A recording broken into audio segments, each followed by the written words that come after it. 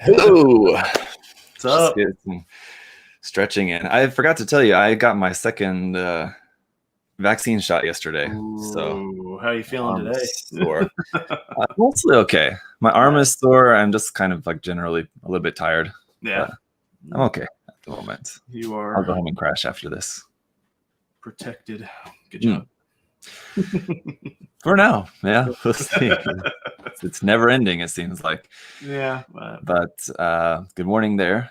Yes. Yeah. Good afternoon. And everybody watching, how's everybody doing today? It's Friday the 13th, and not only that, it is 1 week before the deadline of the 30 minutes missions contest. Yes. So if you guys are entering in that, if you're working on your projects, just a reminder that's coming up pretty soon. I'm starting to get some of the entries from some people, some of the finished entries, and a lot of stuff coming in. So looking forward to seeing what everybody pulls off. Usually the last week is when everybody submits all at once. So I'm sure the flood of all the finished entries is coming up this next week. But just a reminder to anybody who is entering in that, even if you haven't started a project yet, you can in theory still start the project with just a week left. There is an unpainted category. So I mean, if you can start something and come up with something cool in a week, then it's kind of enough time. So check it out. If you have no idea what I'm talking about, go back and check out our announcement. We announced it here. What would have been the date? It would have been 8 weeks ago or 7 weeks ago, something like that. 7 weeks ago. Yeah. And I also did a video on my channel as well. If you just search like ZakuAurelius 30 minutes missions contest on YouTube, you can find it. We announced that would have been the end of June, right? Around the end of June. Yeah, I believe so. I believe it was around there. I wanted to give everybody around 8 weeks for that. So today we've got a giveaway and a lot of questions to answer from you guys. Hello, beautiful kit. Yes. There it is. I like the Seed Zaku design personally, but this is Ray's custom. Yes, yeah, the Ray's Abro custom. Yeah, I haven't built mine yet. I just finished building the Slash one, so nice. I kind of always feel embarrassed thinking about my review of the Slash one because I totally forgot to show like how you can transform the weapon to like a kind of like scythe mode. Yeah. Totally slipped my mind that you can even do that. So I didn't show that at all in the review. And interestingly, not that many people pointed out. Usually if I forget something like that, like half the comments will be like, hey, you forgot this. Yeah. But there's really only a couple of them. I think most people would just kind of figure like they knew what it looked like if they were interested in that. I was just more upset that they didn't use new, like original beam effects for that they just recycled the beam effects from the RG Shinanju because they didn't fit quite right, I felt. Anyway, so maybe that was why I just kind of put it out of my mind.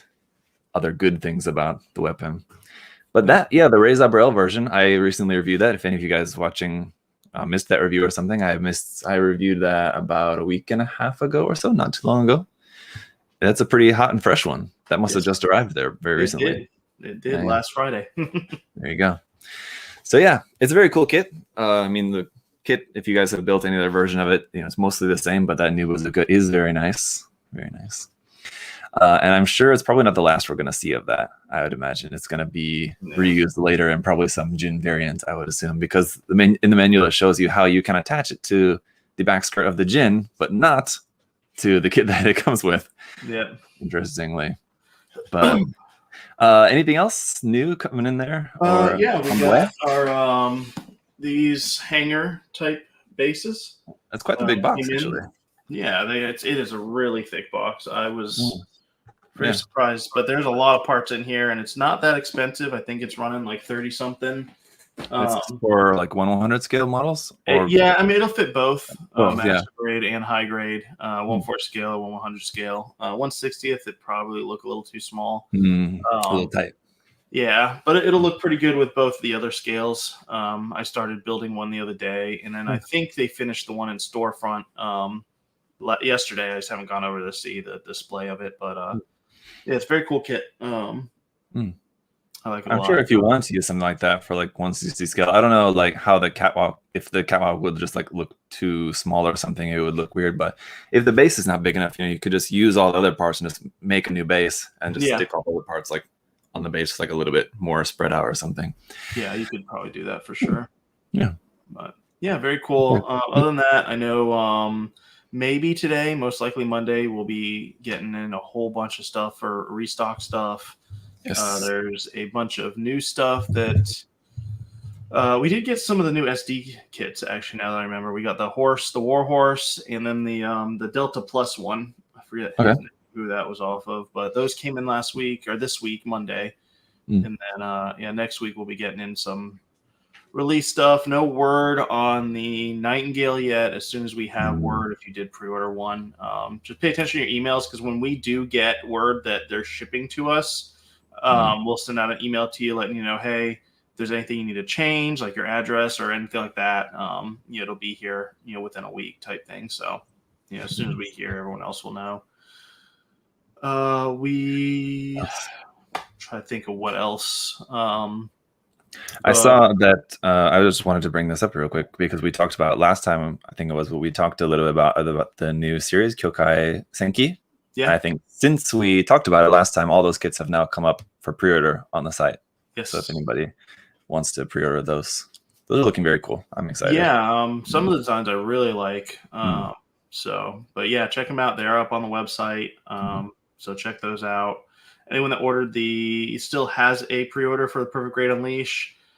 We're just waiting on Bandai to give them to us. They were supposed to get them on the 2nd, but they still, from my understanding, have not received that container yet. Once they get that container, that fills the rest of those for us. And once they get it, it usually takes about a week after they get it for us to get it. So fingers crossed. Rob there asked about machine dramons. Same thing. They're in a container actually at the port. We're just waiting for Bluefin to get them, and then we'll get the rest of those out. So there was also, I saw Michael's comment there on Facebook asking about the RG New Gundam. I think you told me the RG New Gundam is in that container that's coming next week, there's right? some in that container, and there's actually some coming in Monday. So Monday, if you have it back ordered, I believe most of those that we're getting will arrive Monday, and the rest of them are in a container just sitting at the port there in California. So, Yep. Man. If you live in California, then I'm sure they're hiring at the port because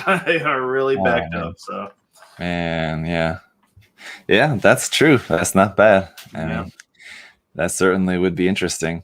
That kind of work. I mean, it's hard to say because I haven't actually done it, but that kind of work has always seemed like a little bit appealing to me because you're just always on the go. Yeah, I feel like that kind of work, like where you're just always moving, always doing something, is a lot more appealing than like, I don't know, if you're like working a retail job or something where a lot of times you kind of don't really have anything to do if there's no customers to help or something, for example. I would like that where it's just always busy, and then the time just goes by faster. Yeah. It's just side note, I guess. If I ever, there's a lot of jobs. I mean, you gotta think there's crane operator jobs. There's management jobs there. Obviously, there's regular worker jobs, truck driver jobs. I mean, all of those they're in desperate demand for, and not just there, any port. The biggest port on the East Coast is actually Savannah, Georgia, and I know they have job openings like crazy. But I found out that they were the biggest port on the East Coast. I always thought New York would be, but it's Savannah, Georgia. Yeah. I guess it's kind of more in the middle, right? Yeah. Considering all the East Coasts. Yep. Like somewhere in New York or Boston would be pretty far, like from where you guys are. Yeah. So that could be. I don't know. I'm sure there's probably some other reason, historical reason as to why it's there. Well, I know they used to have like the cotton. All cotton used to go through there. They had some sort of like bug that was destroying the cotton, so they stopped doing that and then had to figure out, what could they use those shipping lanes for other than just cotton. They, but everything else. Yep. There you go. Well, all right then. Why don't we get into some questions then? Because we've got a fair amount as usual. So I'll just kind of skip around and try to find some good ones for us, some different ones. Yeah, and we'll try to get to as many as we can, guys. If your question isn't answered, feel free to ask it again next time. Or to one of us directly somewhere. Yeah, if it's something that needs to be, you need to know kind of right away or anything like that, you feel free. Yeah, this is a good one. I saw this come up when you commented this. Mike Skyfish asked, when someone gets their package and notices that an item is missing, how can they prove it? And are you able to tell if the item is really missing or if they're just trying to get a free kit? Yeah, that's actually a really good question. Yeah. When, we've actually had to add technology about 2 years back for that purpose, because there's no foolproof way to prove that they didn't get something. Something could have fallen out of the box. Say it's a marker that fell out of the package, something like that happens. If it's something like that, we usually just send you another one. If someone's saying they're missing a kit, there's a few different ways to check that out. One, the weight of the box. We have the weight of every product here. We know how much that box should weigh based on the items that are in that box. So and then they weigh that box when they ship it. So if that box added up to the correct weight, then everything should have been in there. Another step that we take too, when I was talking about kind of the technologies, we are able to take a picture of all the items on the desk. Our system, our packers scan barcodes. They scan a barcode to get the box size, scan a barcode to get the weight off the scale. They'll scan a barcode to take a picture of the stuff laid out for what's in that shipment. So we have all that data and all those pictures of that order. And that stays in our system for about 3 months, I think is what it does. So if something's shipped out and you haven't gotten it in 3 months, hopefully you've emailed us before that. But yeah, I mean, we can take a look and see. There are times where people will email us saying they didn't get something, and we'll go back and look and they didn't get it, or we'll go back and look and it should have been there. The weight added up, the picture added up. But I think the biggest thing is to always try to side on the side of the customer, try to see from their point. Because for me, I would hate to order something and not get it. But yeah, there are people that always, I'm sure with everything, try to take advantage of different things. And kind of put things in place to try to, make sure that they really didn't get it. You have to assume that most people will be telling the truth, right? Yeah. And I'm sure just that situation in general is already so rare. It's like less than 1% of the time. And then if it's less than half of those people are lying about it, it's such a small percent, right? Yep. Yeah. I would always hope that most people are truthful and But very good question. I don't think I've ever been asked that question. No, yeah, it's an interesting one, and almost one like when I first read that yesterday when I saw Mike commented that, it's one that I thought I almost wonder if that's not a good idea to read because I don't want to give anybody ideas, Right. Don't try that. But as you very well explained, there's a lot of it seems like there's a lot of checks that would have to clear in order to actually happen. So it seems quite unlikely. Yep. But all right, a quick one here from Lynch asks, any news on the AG kits restock? No, we got some in. Would that be HG? Yeah, that's what I took it as. Okay. We got some in like 2 or 3 months ago, and then I saw, I think the Dark Hound and like 1 or 2 others are getting reprinted in November. But there's not like the full line. I have not seen on any of my orders for the. We've ordered all the way through December now. So anytime this year, there was nothing that had a whole list of them. Just ones here or there. Not like this month. We should be getting a lot of seed high grade kits reprinted. So kind of keep an eye out for that. And, we have stuff coming in Monday. I think there's a bunch of the Zakus are coming in from seed. The Chaos, Legend, a bunch of those are coming in, and then there's more that should be arriving later this month. So, another just related question to that, just in terms of what's coming into stock. Someone else asked right here, nubs about MG the O. Yeah, no time. Not this year. No. All right. Samurai asked, "What's your favorite PG kit?" My favorite would probably be the red frame. Mhm. I like the red. I just like how it's a very posable. The strike would be up there too. Yeah. Any kits that's posable that I can do more with other than just sit there is more my favorite kind of perfect grade. Most perfect grades are kind of static, really. Yeah, the weight is the problem with them, right? Yeah. They just get to be too heavy. A lot of them have really nice like engineering and articulation and everything, and like moving, sliding armor gimmicks, stuff like that. But just the weight of them can be the problem. Yeah. Yeah. That the strike and the Astray sharing that same frame is a really nice frame. I would say, I mean, I do love the new Unleashed. Is really nice. There are aspects of the design that I don't really like, but it does have a lot of really great features. It is overall a really nice kit. Pound for pound, probably I'd have to say the Exia, which is not my favorite mobile suit design at all. But as far as perfect grades go, I think it kind of does the most, which like you're saying, I want it to be able to do something. Right. And that kit includes a stand. The LEDs work great if you get the full LED set for it. It looks really awesome. It's very posable. Yeah, it's very nice, I'd have to say. Probably my favorite. That Jedi Gundam asked a favorite UC movie. There's not that many to choose from. I haven't seen a lot of UC movies. So I mean, Unicorn is a series of movies. Yeah, so UC movie would basically be like F91, Char's Counterattack. Yeah, I mean, I guess you could count like the movie versions of the original series and Zeta. So yeah, I would go with Char's Counterattack. I think so. I mean, that's just kind of easy one to go with. It's not that many options. No, there's not. I mean, here in the US, they've done combined episodes. So Unicorn was different because they made the movies and then made the OVA off of the movies.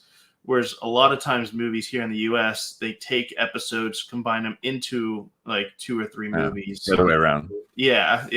So yeah. They even did that with Gundam Seed, now that I think about that. Yeah, like if for some reason it's not on a network, like Cartoon Network picked up Wing, and Wing had Endless Waltz. I mean, Endless Waltz was a good movie too. I guess that was a good movie.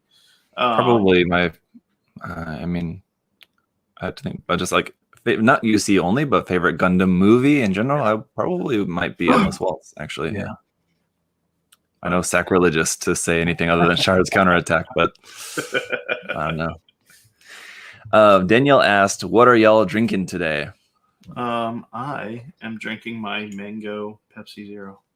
Oh man, I thought it was it's supposed to be over here in Asia that we had all the weird drink flavors.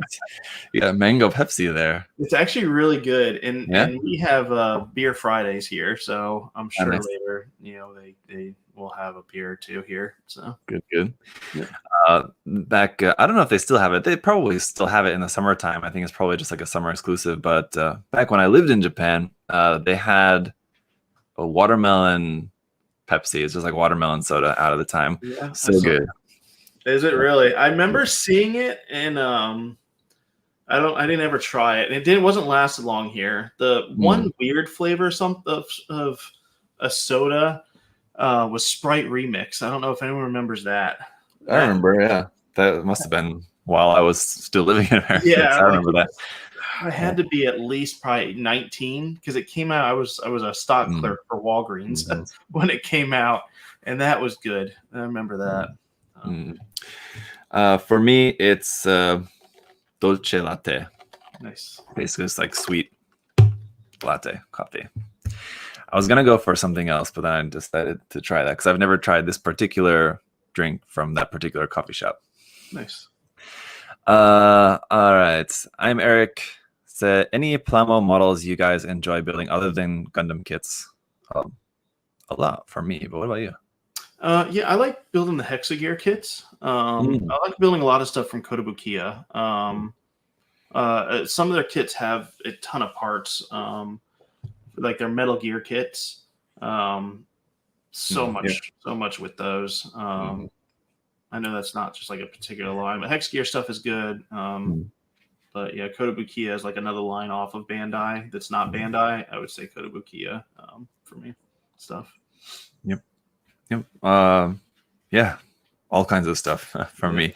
Even if it's stuff like series like Patlabor, for example, a series that I'm not really I've never been that big of a fan of it, and like the mecha from a series aren't like some of my favorites, but I still enjoy building the kits if I get a chance. I always enjoy building something different because it's just fun to see. And a lot of times building the kits makes me like enjoy the mecha designs even more.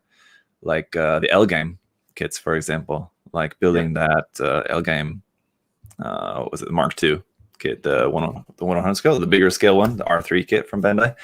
That was really made me really like the design after building that kit.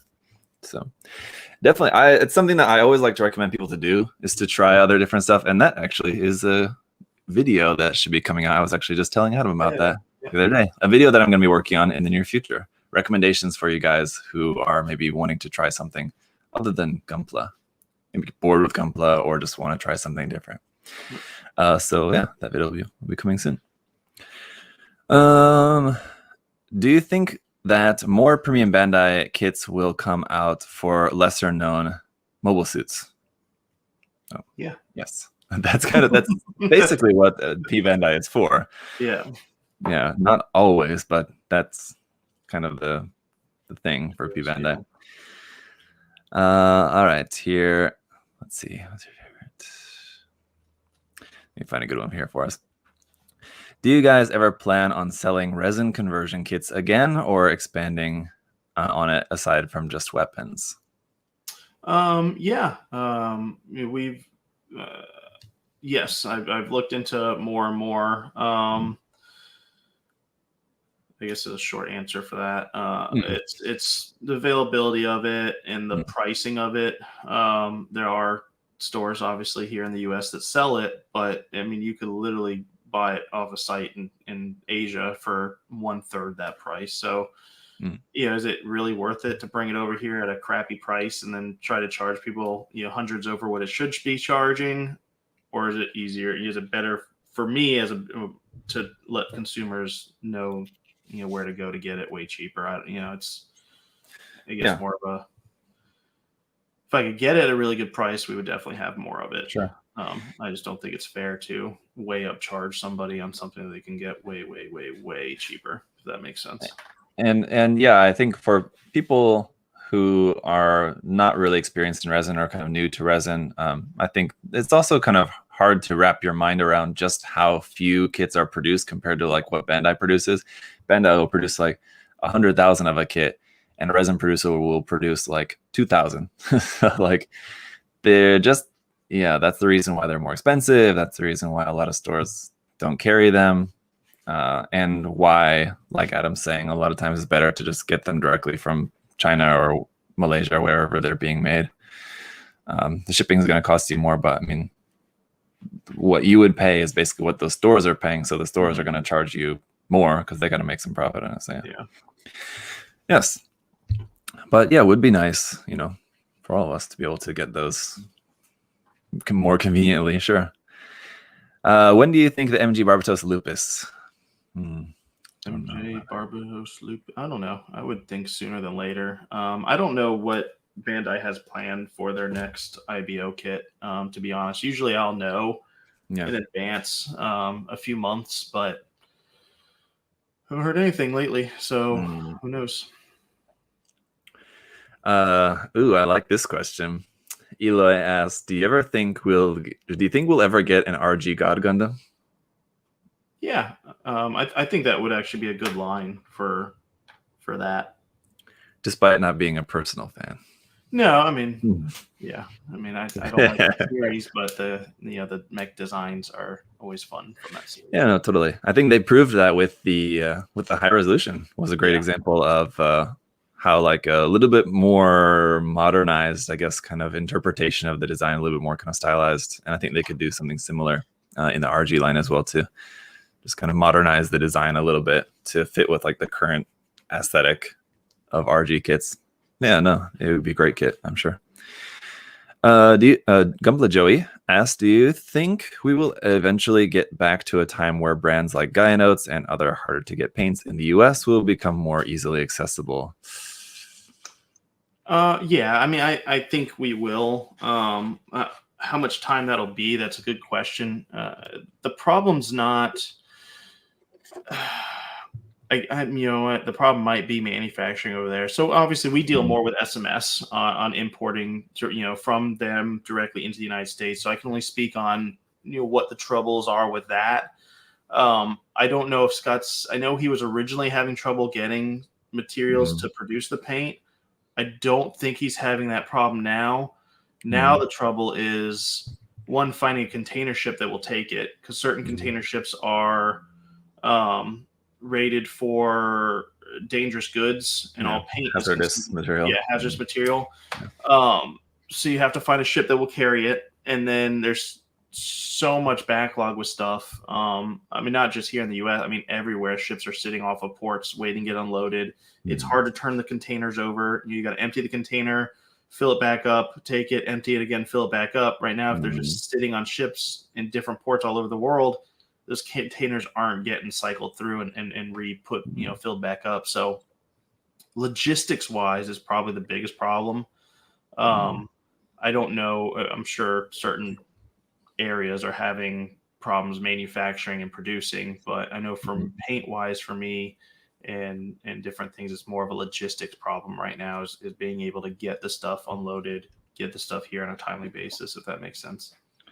The thing is too, with the big, well-established, very popular brand like Gaia Notes or Mr. Color or something like that, those brands aren't going to diminish in popularity. So I mean, they're the supply of them is never going to go down, probably lower than what it is now. So I mean, it'll either stay how it is now for however much longer into the future, or ideally get better once things start to normalize. So yeah, I don't think it'll ever get too much worse than it is now. Yeah, and hopefully there's for Gaia specifically, hopefully they can get more range here in the States. I know they're kind of limited to the range of colors that they pull in, and Gaia makes a vast variety of colors that we still are not able to get here in the US. So. And again, just they're a pretty small company too. I mean, it's not like you're dealing with a big company. I mean, I know in the modeling world, in our world of the hobby, Gaia Notes, it's a big name, but it's not like you're dealing with a big company like Nike or something like that. It's still a very small. I would assume the entire staff of Gaia Notes is probably a couple dozen, maybe. Maybe, yeah. William had an interesting question here. What mobile suit would you like to see as one of the 1/35th scale Gashapon heads, like the Gundam Exceed heads, the Zaku, the R28, and the Dom are the ones that currently exist? I would like to see more gym variants. They did come out with one, right? I believe there's the regular gym.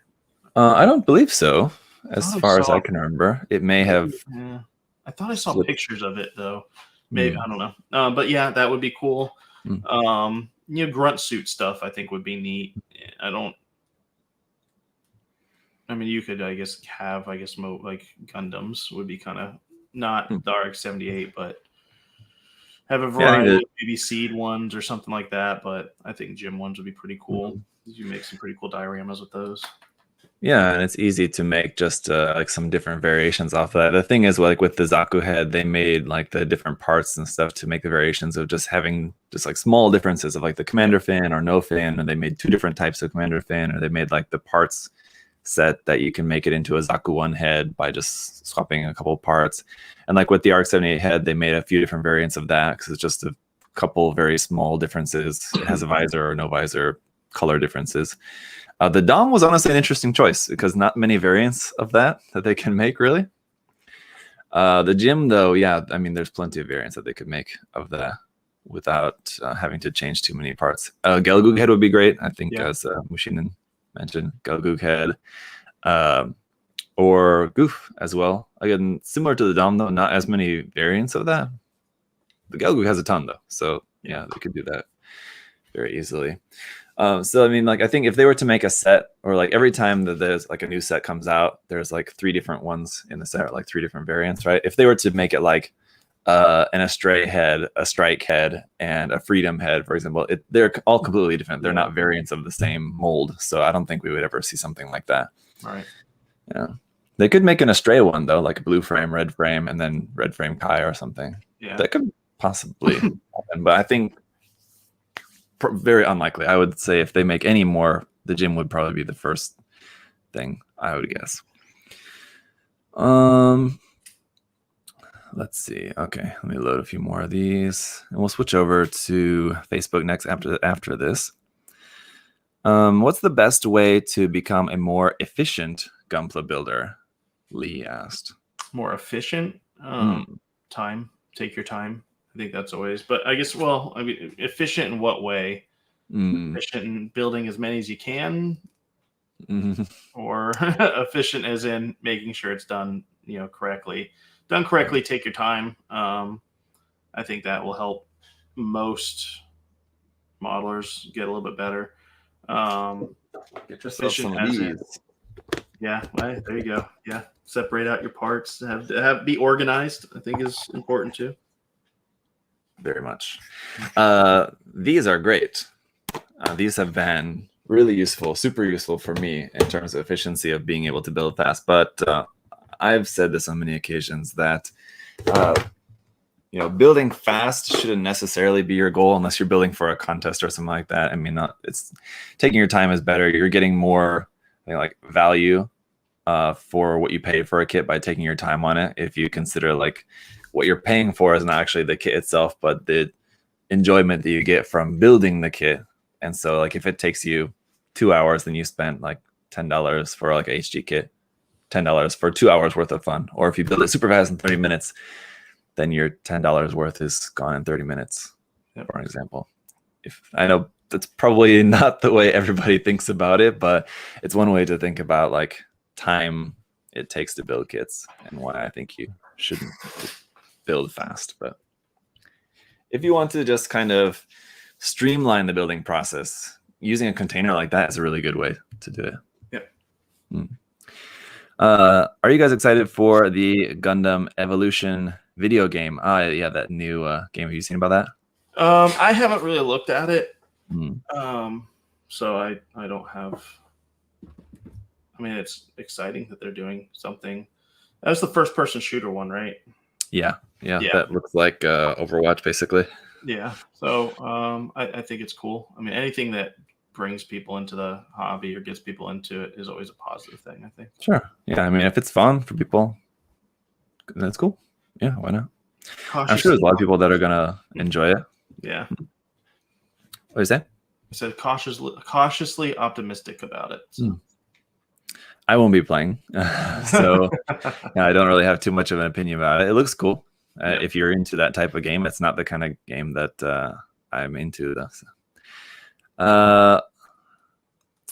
Ghost Monkey Customs asks, what could be one way to get back into the hobby? I've been dying to paint, just no drive to paint or build. And I saw another similar question to this earlier in the chat. Actually, you stave off. I remember seeing that question scroll through.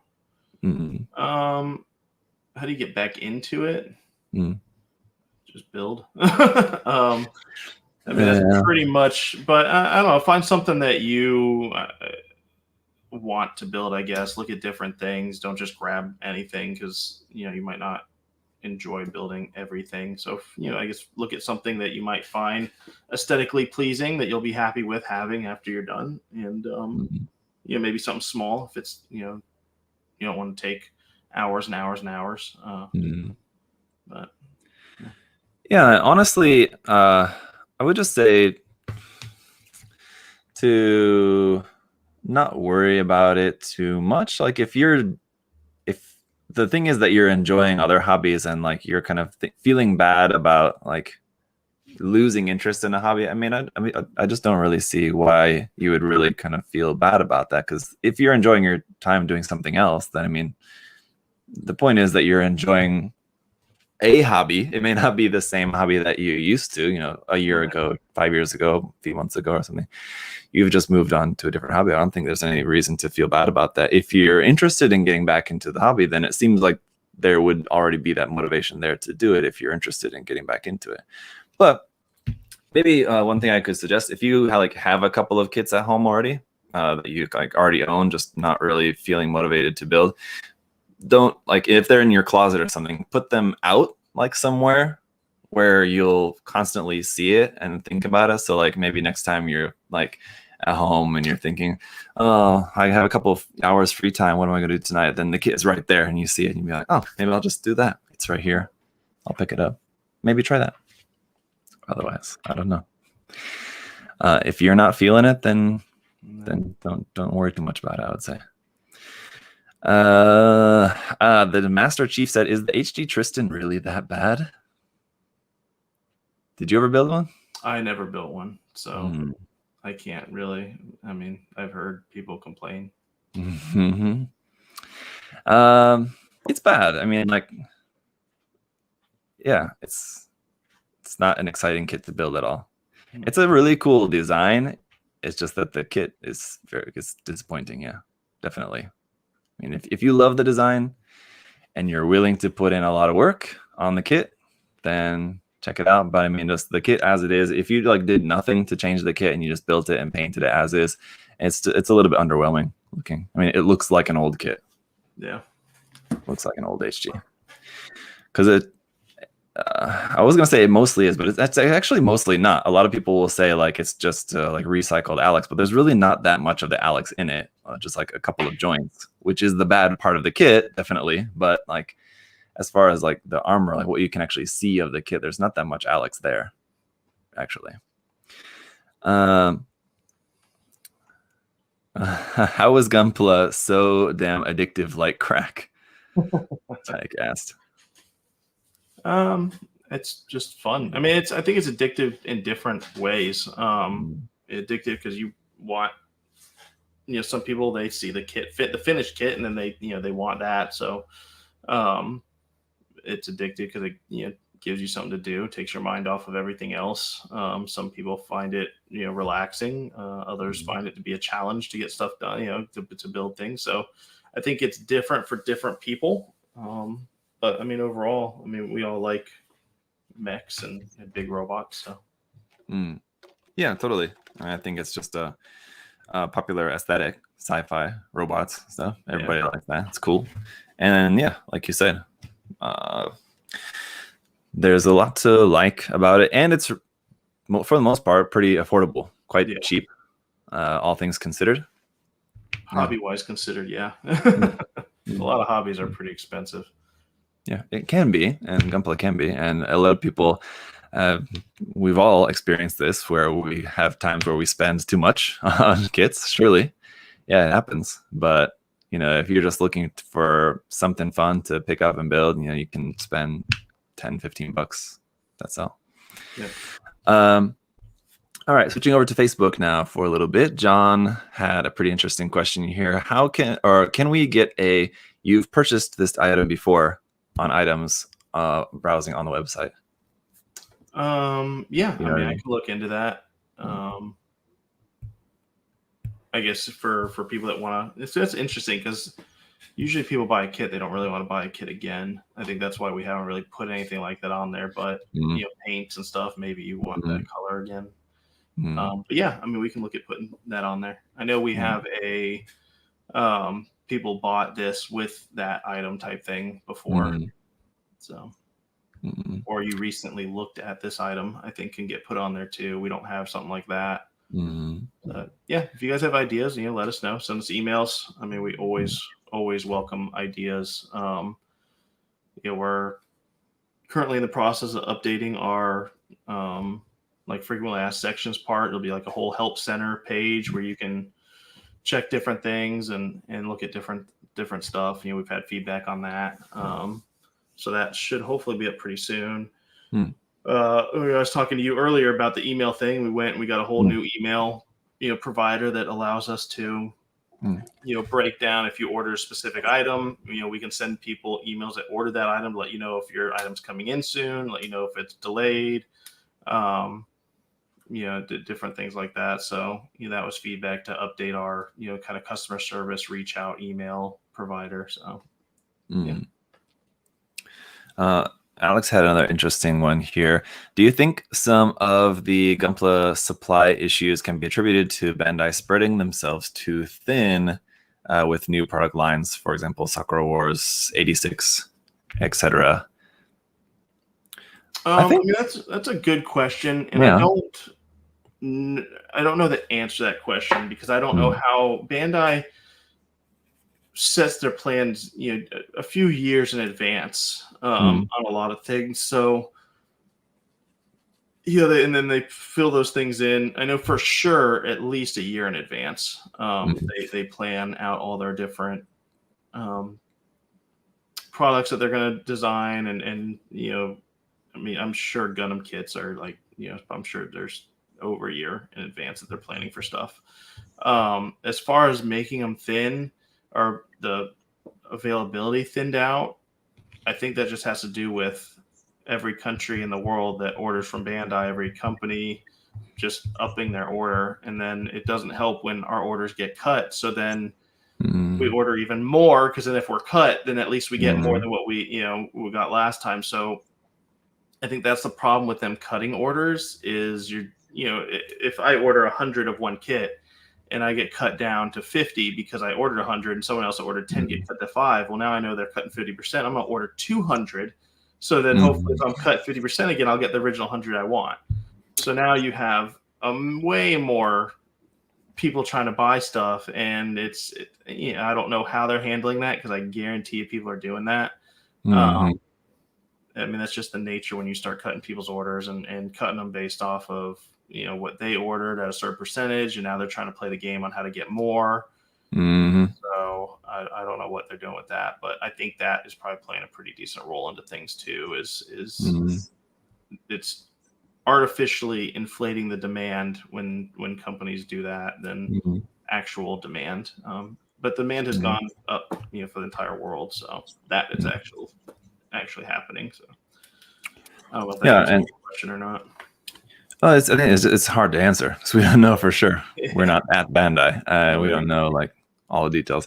I would say that I think that probably does play a role in terms of like the diversity or like the amount of gunpla that Mhm. Bandai puts out because like one of the reasons why, for example, we don't get master grade kits as often as we used to get like new master grade kits, like 8 new master grade kits a year back in the day, because Bandai has diverted a lot of those resources out to other series and stuff. And I mean, if that wasn't a good investment on Bandai's part to do that, I don't think they would keep doing it. I think they would go back to just making a bunch of master grade gunpla kits. But no, I think we've talked about this before about like flooding the market with a bunch of similar type items, right? Yeah. If they just put out new master grade kits all the time, not everybody can keep up with buying a new master grade kit every month. Right.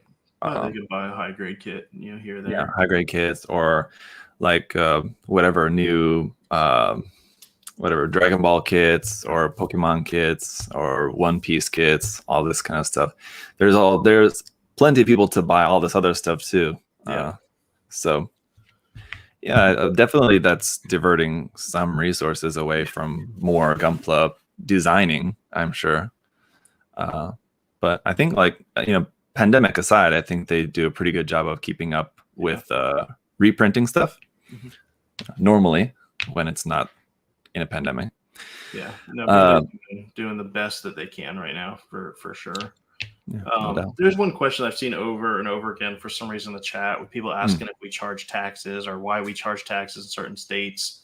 mm, Um, so if your state has required us to charge taxes, sales mm, tax, then we have to charge it. mm, So like 2 years ago, a state sued, I think it was Wayfair because they weren't collecting sales tax, and it was because Wayfair's distribution center was right on the border of that state.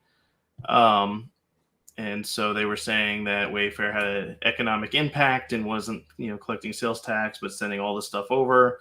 So courts ruled that now if you send over a certain amount mm, of packages or a dollar amount, and it depends on each state. Each state is different mm, based on what that state is, and some states don't even have a rule. But if we meet that rule or exceed that rule, we now are required to start collecting sales tax in that state and then paying that sales tax, obviously.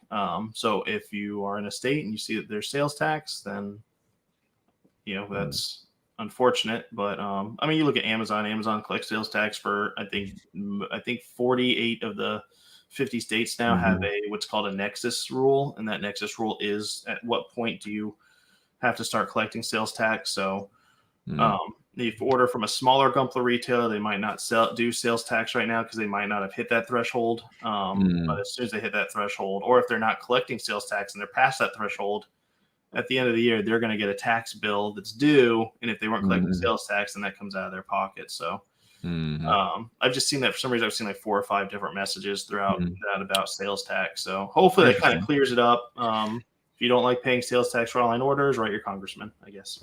Yeah. Yes. It's not something that you're just tacking on to try to get some more money out of people, right? Yeah, that goes to your state, which pays for roads and things like that. So hopefully, ideally. Fingers crossed. Jeremy Allen asked, "What is the best way to remove nubs from curved pieces? For example, like on thrusters, like around." Yeah, I don't really have a solid. I like using the more spongy sanding sticks, sanding sponges, soft type sanding sticks. Yeah, right. So but I mean, for me, those are like the most difficult. I have never excelled at that. I don't know if you have a better way or. No. I mean, that's really kind of the only way. Yeah, either sanding sponges or soft type sanding sticks. So cut it normally, leaving a little bit left. If you normally like to cut like right up against the part, first of all, I just would not recommend doing that, but I know a lot of people do it. If you normally do that, don't do that, especially on like a curved part. So definitely leave a little bit and cut off a little bit more with the knife carefully again, and then just soft type sanding stick like Adam's talking about, or sanding sponge or sanding paper. Any one of those. Just not a rigid sanding stick, because then you're going to sand it flat.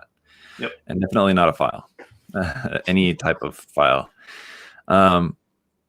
Unless it's the nub on the inside of a curve. And if you have a curved file, it can be good for that. Again, just be careful because it's very easy to overfile. The other thing too is what is the most difficult for me, because that's kind of easy enough, but what happens a lot of time is like on the outside of the thruster bell there, especially on high grades, is where they have all the lines and everything. And it's a very faint detail, very easy to sand those away, the like very faint lines of detail on that. So it's tricky. You have to be very gentle. That's kind of the thing. You just have to be very slow, cautious with that. Debbie asked, "I'm trying to get my friend into Gundam. What is the first series they should watch that isn't Wing?" So maybe they've already seen Wing, or she doesn't want to recommend Wing. That's a good question. I mean, Thunderbolt's good. It depends on their personality. So, like people that start here and then they'll ask, "Oh, what series should I watch first?" Because they've never been into Gundam, but they're now wanting to do it. If they're into action, give them one that has a lot of fight scenes and action. If they more like storyline or dialogue, you can give them Origins or something like that. So there's different series, I guess, for different people's personality. I don't know if that really answers the question, but it depends on their age and like maturity level, what they're into. If there was like a friend of mine like from back home who's like early 30s asked me that, or someone who's of a similar age and asking me that like for their kids, for example, who's like 8, 9, 10 or whatever, it'd be a completely different answer. So it really depends on who it is. If it's someone who's like relatively young, I know like a lot of mixed opinions on the series, but honestly, Gundam Seed is probably pretty good for people who are new and relatively young. Like a little bit older people might not like some of the more cringy moments of the series, but in general, like as like for just a entry to Gundam, it's honestly probably pretty good for that. Double O, if they're maybe a little bit older, Double O is maybe a little bit more kind of serious than Gundam Seed in general. But if it was an adult, like someone like me, like one of my friends or something, I would say like 8th MS Team or Thunderbolt or Unicorn maybe. the problem with Unicorn is that there's kind of a little bit more. Well, the other series, I guess, too, but you have to know about the backstory. Yeah. Yeah. Interesting. It depends on who's asking. Yeah. Which Gundam series has great model kits but bad anime, or one that has bad model kits but great anime? That's a good one from Daniel. Yeah. So obviously, G Gundam has good kits, horrible anime. No, I guess this is kind of, really relative on the person too. Yeah. So yeah, I mean, for me, good kits, bad anime. Just said it. Bad kits, good anime.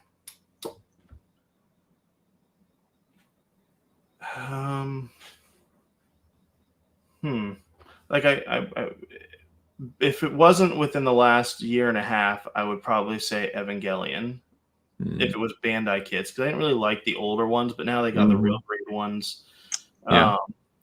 So I mean that's hard, because most of the kits now are pretty good. Yeah, it just do you not aesthetically like them, I guess. So I'm not sure about the second part of that. What about you? Well, the first thing that comes to mind is Reconquista and G, because the kits are just generally bad. But the anime is also pretty widely disliked. Yeah. Just story-wise. But the animation, I think we can all agree, is, I guess it's also subjective, but in my opinion, the animation of Reconquista and G is beautiful. It's really great animation. Just the story is a little weird. All over the place. G Gundam, though, great series and mixed kits, because there's a lot of older ones and there's some much nicer newer ones. Yeah, I guess if you're going with all like what were they, no grade 144 scales? Yeah, there's quite a range. Yeah. The first ones that came out when the series came out, those are kind of dated, but like the newer ones are not bad. Gundam Seed is an interesting one, where the Gundam Seed HGs, if you don't count the newer Revive kits, which are great, just the original HG Seed line, not that good compared to the Master Grade kits, which are mostly very good. Yeah.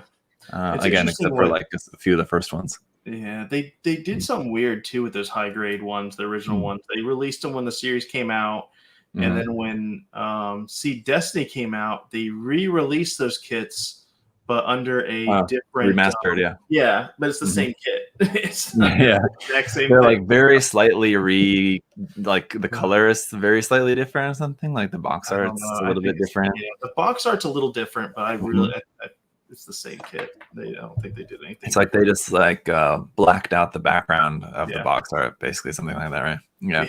It's weird.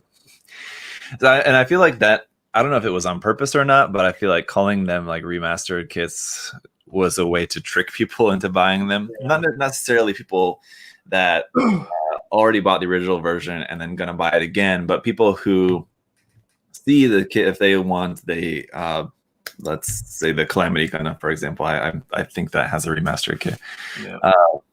If they are looking online and they see that it's the HD remastered thing, remastered must be pretty good. Maybe I'll check that one out. But no, it's the same kit as the old one. Marketing campaign. Yeah. So whether that was on purpose or not, I'm sure it was probably on purpose. Other examples of like just related to the question, I don't know. Yeah, that's a tough one. I think it's hard to generalize any particular line because there's so much variance between the HGs, the non-grades, if they have it, or the MGs. Every line's kind of mixed. Yeah. The HG G-Reco line is the only line that I can think of where it's mostly not so good. Unfortunately. Because some very unique designs in there. Yeah. The kits are just kind of very lackluster. All right. Let's see. Do you guys have any plan on eventually selling the 23 milliliter containers of Tamiya paints? I know they've just started listing them on the Tamiya US website. As soon as we're able to get them, we will. We just have not been able to order them yet. Those, and I believe the enamels, we should be able to order pretty shortly too. here. What's your favorite suit design that will never get an official kit? That will never get an official kit?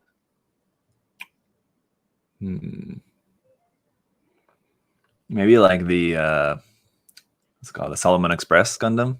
That's a pretty cool design. Pretty sure that's never gonna get a kit. Yeah. Honestly, there's a lot of G Gundam kit designs that I don't think will ever get an official kit. Honestly, I know everyone's begging for that Tequila Gundam, but No. I don't think that'll ever honestly get a kit. No, never. And it's a bit of a dead meme, if you ask me. I'm kind of honestly, it wasn't funny at the beginning. Like it was vaguely, slightly funny, but yeah. So I mean, I think there's a lot in G Gundam for sure. There's some pretty cool of like the bigger like mobile suits and mobile armors from Advanced Zeta that I'm sure they won't make kits because they're just like too big, too elaborate. Yeah. There's a few of them out there, yeah. So some of the ones that are not only obscure but very large, then you know those aren't going to get kits most likely, especially now that the RE line is in the grave, apparently. Let's see. Let me switch to, well, let me see if I can get one more here from Facebook. Do you remember a kit where you felt like your capability as a builder significantly increased, or you felt that you had leveled up? Yeah, like so most kits that I decide to actually start customizing, not every kit that I do that, I try to learn or do something new. For I did a Master Grade Delta and I remember doing scribing on that, and I tried scribing on another kit that I did not do very good, but the Delta Plus that I mastered that I did, I felt like I finally caught on. I watched a lot more tutorials on how to actually do it right, and I felt like I kind of leveled up that skill on that kit. Yeah. Leveling up by learning or sort of feeling like you got a handle on a particular skill, right? Yeah. For me, I guess it was like I had just recently started painting, and I tried painting a couple of kits back when I was just painting with spray cans, and then I built the MG Gundam 04 and 05 at the same time. And that was my first time using like option parts. So I just slapped a bunch of different Codebook option parts on them. I think they came out pretty cool looking, I gotta say, for just slapping a bunch of option parts on there. I think I did a pretty good job. But I mean, that was pretty cool. It's like my first time customizing like the design of the Gundam by adding option parts of both of those Gundams. But I learned at that time also that it's not a good idea to like paint two kits at the same time. Better to just focus on one kit at a time, especially master grades. Those are pretty simple master grades, fortunately. Donald with an interesting question that I think I understand, but we'll see here. Do y'all have a minimum price per kit, or does Bandai not care? Bandai definitely has a MAP pricing program, so minimum advertised pricing that we have to adhere to. That actually went up recently. So kits across the board for every retailer are increasing by at least 10%. Some already have. It's based on now when we receive the kits. So any new kits that we get in will be bumped up for sure. If it's old stock that we've had in, we can kind of get away with not bumping it up. But if it's, we've been invoiced for it and it's new and it's at that new price, then we have to, increase it. So and then even the older kits, if we have stock but we've been invoiced for it, I mean it's you want to not choke out your customers by increasing prices, but you also have tattletales in every industry. So we've had people call on us, even if we do a sale on something, say we mark something down for like a 1 day or a week. Bandai will get phone calls. USA Gundam's got this at this price. We're allowed to do sales. So yeah, it's kind of a it's dumb, but it is what it is. Interesting. Yeah. Yeah. And one more here from Facebook, and then we'll switch to the YouTube community tab here. But James asked, what non-mobile suit kits, for example, like mobile armor, subflight system, ships, for example, from any Gundam series would you like to see in kit form? What was the question? I didn't hear the first part of that. I kind of skipped. What would you like to see that's not a standard mobile suit, so like a mobile armor or a ship or something like that?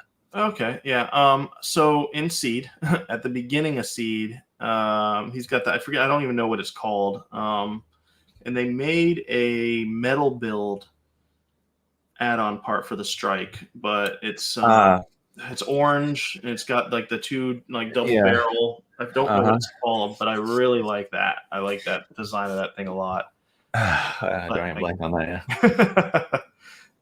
Yeah. I'm thinking like gun barrel or something, but I don't think that's right. Yeah, someone in the chat will know. But I like that. That's a cool mobile armor.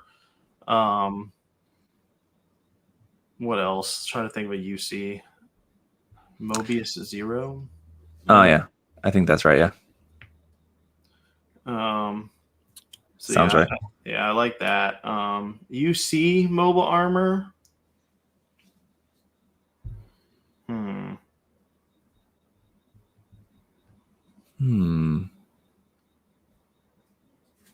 Really the Shamblo immediately comes to mind, although it's not a design that I really like. I don't know if I would be that excited about actually building it, but it's something that. What's the one? Is that that's not the? What's the one in MS 8th team? Esculapius. Oh no, that's the Gundam. The Upsilus. Yeah, I'm bad with the names on mobile armors. Yeah, Upsilus, that'd be cool. Yeah. Yeah, that'd be kind of neat. You have a little tiny Zaku head and your big old. Yep. Yeah, that would be very cool. The first or second form of that, the third form is pretty weird, where it's like the really super wide one that looks even more like a weird UFO, and then has like the really long legs that come out of that. Yeah. And not as much of a fan of that one, but the one that's in most of the series, either the first or the second form. Yeah.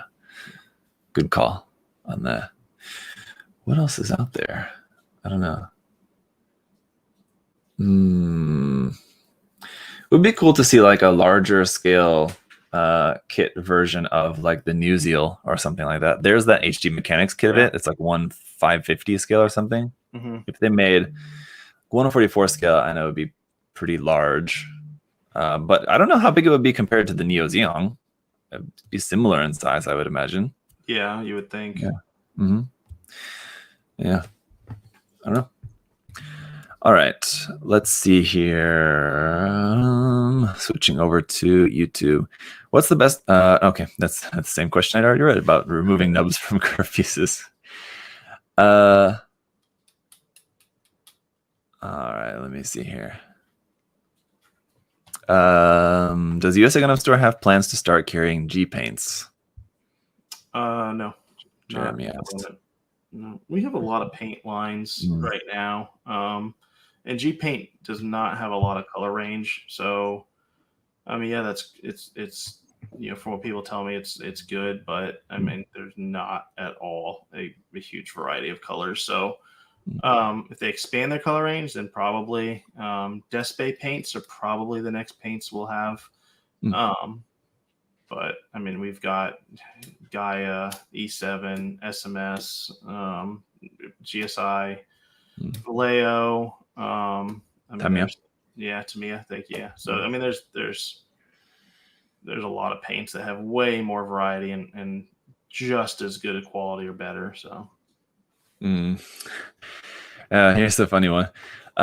Which reading the first half of the question, I thought we're not going to be able to answer that, but then he asked, "What's the kit that Bandai told you they're going to release?" And this is where I was thinking, like, we can't answer that. I told you they were going to release, but then it took them forever to release it. So a kit that has actually come out, but it came out way later than what they initially told you. The Deep Striker. That was one you knew about for a long time. Yeah, so I knew about that for a while, or knew it was in the process of getting produced for a while, and I know it got pushed back at least once. It was supposed to be the 100th master grade. 200th, yeah. Or 200th, thank you. And ended up being what, the 201st? Yeah. After the gym command. Yeah. Which the gym, that was supposed to be a P Bandai kit from my understanding, and then they weren't ready. So then they the Deep Striker too, right? Was originally supposed to be P Bandai, wasn't it? I don't think so. Okay. It might have been. I mean, a lot of times I'm told about kits and they don't tell me if it's going to be P Bandai or not, and then they announce it and it's P Bandai. So it might have been slated for that. I just don't know. I do know it was pushed back though, and it was a big thing that they wanted to do for the 200th kit.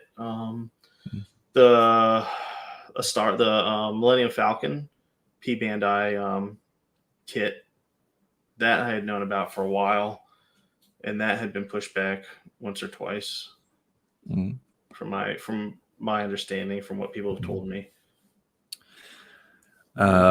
A couple of quick ones here for you. Any word on the reprinting the Neo Zeong HG kit? We were just talking about that. The Neo Zeong, not fully. Okay. They kind of keep telling me different things. Okay.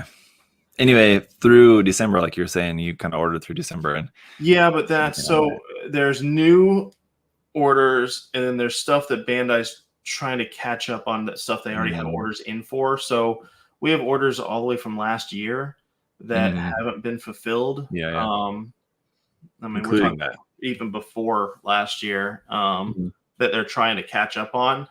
So when they cut stuff, it's not that we're not getting stuff. They'll cut some of our order, but they're also making stuff that we have, from orders from way back when. So when you see people get on YouTube and, I've seen like one or two businesses get on and they're like, oh, we're having such a hard time. They're cutting our orders. Yeah, they're cutting them, but they're also filling. You should have ordered stuff way back when. And that should be getting filled now. So they, we are still getting stuff, and it's not like they're massively, they're massively cutting. It hurts when they cut new stuff, not pre-existing stuff, because if you ordered 120 of, let's just say, the Lupus Rex high grade, and you only got 24 of them, but you had a back order that got filled for 300 of them, well, I mean, you got more than what you originally ordered. You still have that back order, and they just cut your existing order to fill your back order. So I don't know if that makes sense to anyone. Yeah. Yes. Also, any word on upcoming Master Grade Age 1 normal? I don't. Oh, there's 3 age kits. Let me look here. Okay. That are slated to come in this month, but I have not gotten a Master Grade wise, you mean? Yeah. I know there was a Dark Hound. All right, so Dark Hound Age 2 normal, and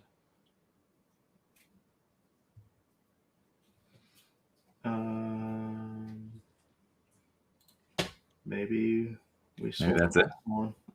Let me look in another spot, because if we sold all the ones we're getting in, it'll just say there. So let me just look at the Age 1 normal and see if we have back orders for that, because then that means that was the third one. There are 3. So yeah, the Age 1 normal, but they're all gone. So yeah, so those 3 are slated, supposed to come in this month. Again, though, I have not seen a invoice for them. So, but they have been confirmed, which means Bandai has made them, and they're probably in a container sitting off the coast, probably most likely. So, and Tao asked about resin. He said, how hard is a resin conversion kit actually? Is it really that much more difficult compared to a snap build kit? I think it depends on the resin kit itself. So there's some good ones that snap right into the parts if it's a dress-up kit. Yeah. And there's some full resin kits that do a good job of being able to connect into them. That being said, there are some really crappy ones that you have to do a crap ton of work to make it look good. And generally, the first ones that go into a mold that are made are way better than your last ones that are made in a mold. The molds break down over time, and you start getting lines everywhere. what are the chunks called that you got to take off? Like they're not mold lines. They're like, where's Chris Pabs when we need him in here? Just tabs. Yeah, I guess the resin tabs that are left Mhm. on there get bigger Yeah. and bigger, Mm. and harder to take off. But And in inconvenient places. yeah. Yeah. So I mean, if you can get one of the first releases of a resin kit, you're gonna be way better off than getting one of the last releases of that kit. So. And what I was saying in general is that no, it's like compared to just regular plastic model kits, it's really not that difficult. I think a lot of people kind of get psyched out about it, thinking like, oh, I don't know, it's kind of scary. I'm not ready for that. It's really not that difficult in general. If you've got like just some basic modeling experience, I mean, like either you've been doing gunpla for a while and like you've got a lot of experience, just kind of doing more of the modeling techniques, removing seam lines, panel lining, doing some modifications, stuff like that, or just like in general plastic model building experience, ships or armor, cars, whatever, then you can probably handle anything that resin's gonna throw at you. It's all relatively the same process, basically, just with some different things to consider. Small things. It's not that difficult, no. This is one that we've kind of talked about before, but I feel like is fair enough to talk about again here. Alex asked, do you think there will ever be an opportunity for Bandai to start a recycle program where they take back the empty used model kits, runners, and reuse the plastics? Yeah, this question has been asked before, and I'm 99% sure they have a program like that in Japan. I think it's only at like a couple of Gundam-based locations. Okay. Yeah, where it's mostly like for show, I think, really. Yeah. So, I mean, for that case, yeah, I guess they have that. And if it's for show, then, they're doing a PR campaign. I know the polystyrene, from my understanding, from where I'm at here in Daytona Beach, their recycle plant does not do polystyrene. So I don't know if that is how that is US wide. I don't know the answer. I just know here locally, they don't have that ability. It would be cool if just our regular recycle plants were able to do something with it. As far as Bandai taking stuff back, I don't know, man. That would be a really logistical nightmare for them to be able to. Yeah, we have to collect stuff here, pay to ship it to one location here in the U.S. Then you got to pay to ship it back to Japan. If you're going to recycle it into other kits or something like that, what would Bandai use it for? The only thing they can use it for is to make other kits. Their machines are in Japan, so does it really cost effective for them to do that? Probably not. Yeah, there's just no way. Yeah. Plus the color of it. I mean, for molding kits, they need it to all be in one color, right? So if they're just getting in a bunch of recycled, just mixed runners, somebody's got to actually sort them out by color or something. There's just no way. It's better if our recycle plants in where you live is able to do something with the polystyrene. I just know here in Daytona Beach, so which sucks. Wherever you guys are in the world, hopefully you're able to recycle them, and if you're able to, definitely do it. But recycling it like to Bandai, there's just no way. Even within Japan, it's just not possible. Yeah, Strange's Gunpla flashings. That's what I was looking for with the resin kits. Those little tabs, flashing. Thank you. Flash, yes, there's that as well. Yeah. What are recommendations for panel liners? I've heard some can weaken or break plastic, but I haven't run into that using Gundam marker. Yes. The question is just what other options are there other than Gundam markers? Well, just depending on what you're doing, like if you're painting or not. If you're not fully painting, then Gundam marker. I mean, what this particular person, if you're already using Gundam marker, then that's probably the best thing to use on bare plastic. Any other recommendations would not really be good for on bare plastic. You could use what's most commonly used would be enamel paint, or like the Tamiya accent color, which is just enamel paint. as well. So that's what you don't want to use, and it's not necessarily the paint; it's the solvent. Yes, thank you. The solvent in the paint is the issue. So yeah, Gundam marker is pretty safe. Just stick with that. Another option would be also depending on what color you need, but if it's on like white plastic specifically, then or depending on the color, mechanical pencil can also be work. If you ever get any books like this one, which I just got, and I'll do a video on in the near future. It's what's the English title of it? Plamo Hajime. Anyway, it's like let's get started in Plamo, something like that. It's like a very beginner's guide, but I thought it'd be an interesting book to check out. This one, I was looking through it the other day when I first got it in, and there's a section about using mechanical pencil on kits, which I've seen a lot recommended for like videos directly from Bandai or like Meijin Kawaguchi doing demos of this. It seems like it's a thing that is very commonly recommended for beginners in Japan, but outside of Japan, I don't know. I don't really ever see people using mechanical pencil for how much it's recommended in Japan. Outside of Japan, I think people just stick with Gundam markers normally, or fine tip pens. But yeah, if you're, especially if you're not painting, just stick with that. Yep. What Turn A mobile suit do you guys want to see a new kit? HG, MG, or whatever. Ooh, I like this question. There's a lot. So in Turn A, I believe it's Turn A. I might be thinking of another series. There's a black. Let me find a picture of it. I'm gonna share. I don't even know if I can find a picture of it. Don't worry, I've got it right here. The flats? This one? Yep, that one. I like that guy. This kit, for being like a $5 kit, is actually quite nice. Though, if you like this design, if you can get this kit, definitely get it. The non-grade 144 scale Turn A line is actually very good for what it is, for the price. Like $5 each, and they're really nice. Yes. Yeah, that's a really cool design. Like a proper HG of that would be awesome. Obviously, an MG would never happen, but an HG would be cool. It is a pretty like prominent mobile suit in the series. I guess it's technically a mobile suit. It's kind of a weird thing to call a mobile suit because it's more like a construction mecha. But yeah, a new like a proper HGUC Kapul would be nice too, considering they basically have like half the runners already with the Momo Kapul kit they put out. I think, I don't remember offhand, but there was 1 or 2 runners of that kit that where the runner label was just simply Kapul. So they've got it, and or at least they have part of it already planned out. So it's just a matter of when. Like with the R Gyaga they made as like that Build Fighters variant that came out, and then it was like 2 or 3 years before they made the actual R Jaja.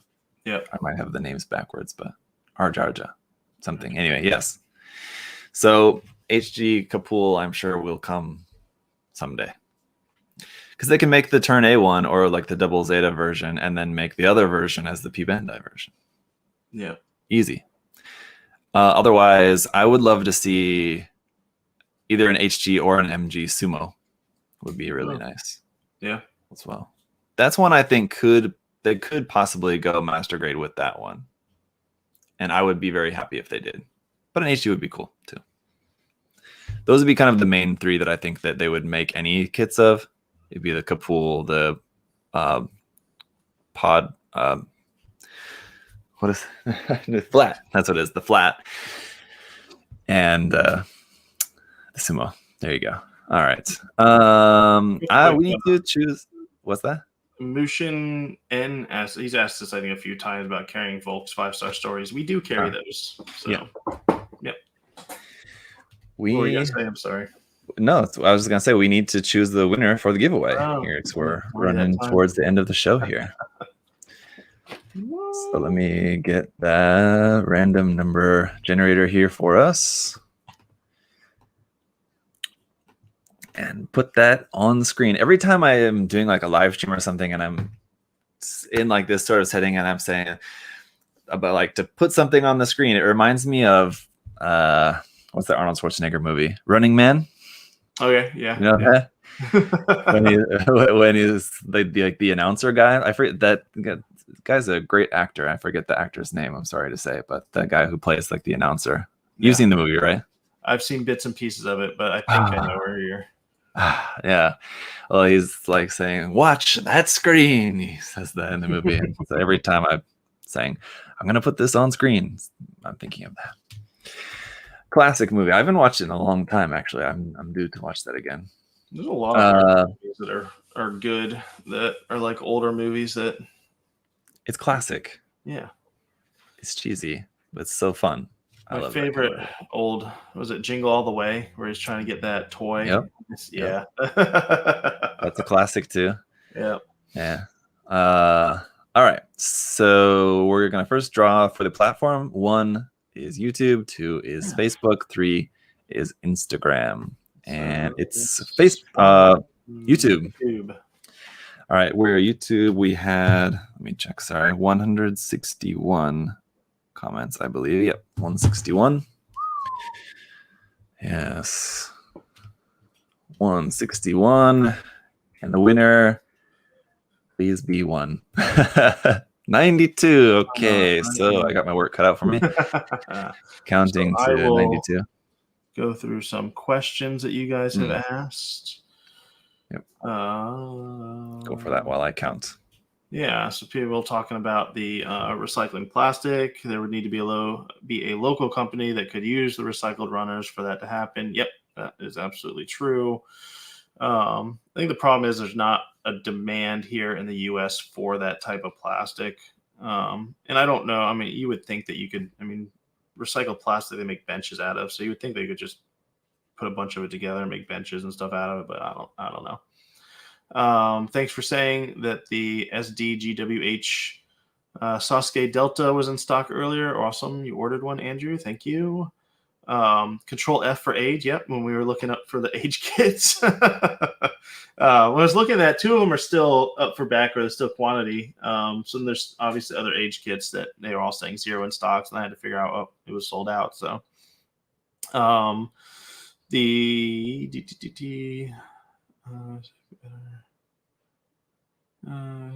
think the Phantom Gundam from Crossbone Gundam will ever get a kit? And if you do you think it would be a retail release or P Bandai? I hope so. I like that design a lot. They've done a few different things. I know they did a I forget what the little figures are called. But like a little like SD version figure of that. I know they've done. I think they did a metal build.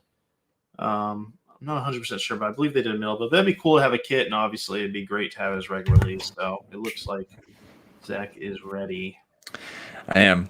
And I was thinking, I don't think that they have these for Instagram or Facebook, but no, for YouTube, you can, like, there's sites where you can go that it'll just choose a random comment on a video, but I don't know if it works for like just a post. Everything. Yeah. That would make my life a lot easier if I could just put in the URL for the post and it'll just pick a random comment. I'll have to see if that works. But I was counting. I actually counted past. I remembered. Oh wait, it's 92. So the winner here is Reiji Gamer. Yay!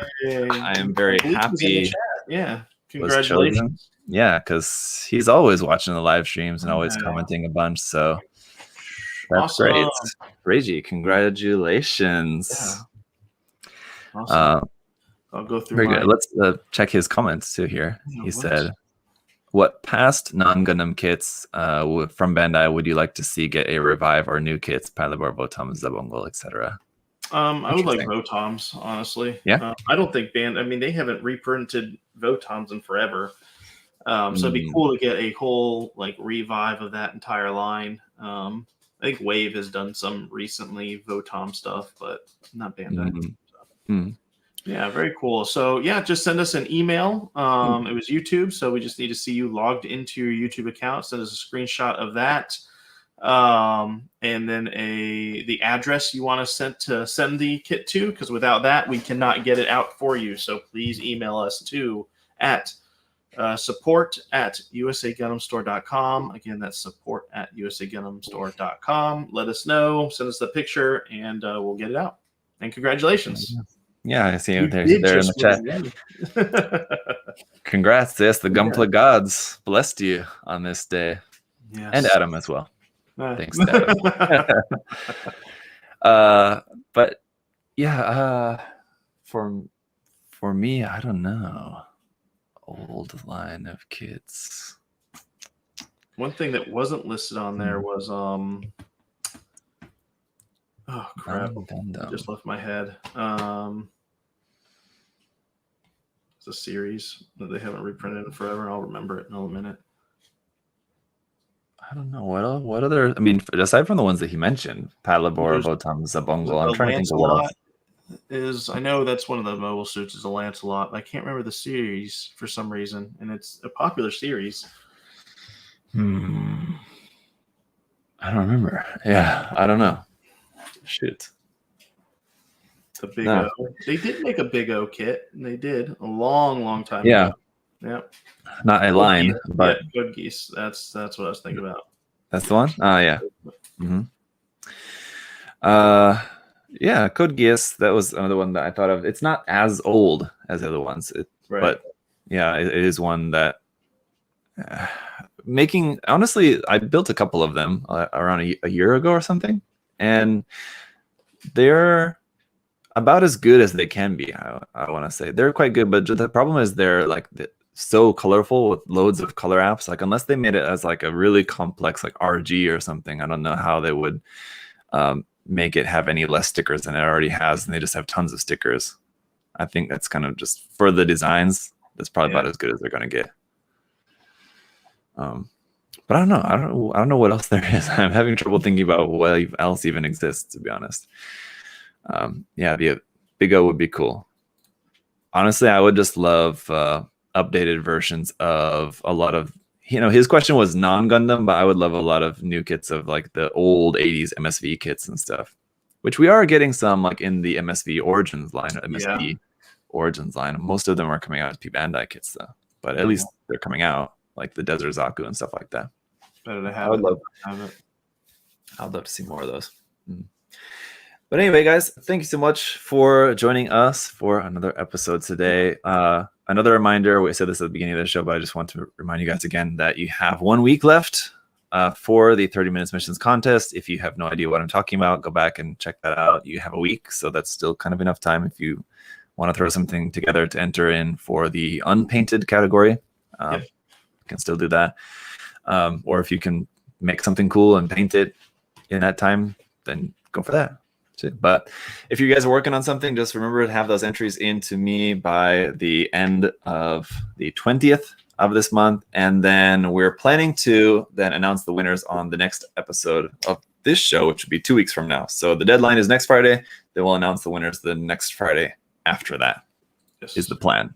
So unless something else weird happens, that's when you can expect to see the winners from that contest. So looking forward to that. Adam, anything else to wrap up for today? Yeah, just thank you guys for all your patience, all your support. Thank you guys for all the orders. I definitely appreciate it.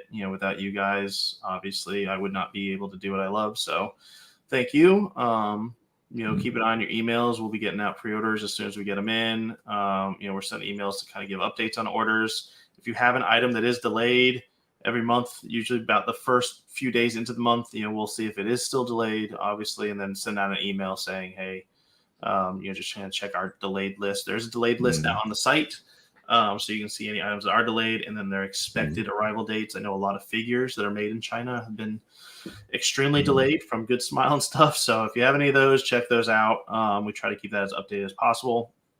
But no, thank you guys for all your support. I appreciate you guys, being here and watching us.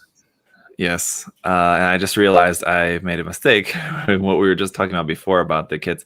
I was thinking Valvrave crits. They were saying Code Geass, and I think I said Code Geass. Valvrave was what I built before, and that's what that whole thing I was talking about them making new versions and all the stickers and everything. Yes, I was talking about Valvrave. Code Geass, because I've never built any of those, actually. Nope. So I have no experience with them. That's how hard to come by they are. Yes. All right. So anyway, guys, we'll see y'all next time. Yep. Have a good one. See ya. Bye.